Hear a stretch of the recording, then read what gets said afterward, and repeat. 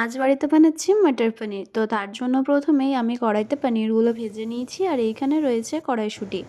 আর এরপর আমি গরম তেলের মধ্যে গোটা গরম মশলা দিয়ে দিলাম।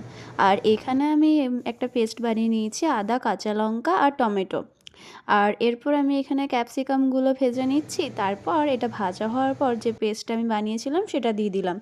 মশলাটা দেওয়ার পর আমি এর মধ্যে কড়াইশুঁটিগুলো দিয়ে দিয়েছি আর দিয়েছি বাটার পনির মশলা। ব্যাস, এরপর আমি মশলাটাকে বেশ সময় ধরে কষাবো। না কষালে কিন্তু এটার মধ্যে গন্ধ ছাড়বে, যেহেতু আমি আজকে রান্নাটা নিরামিষভাবে করছি।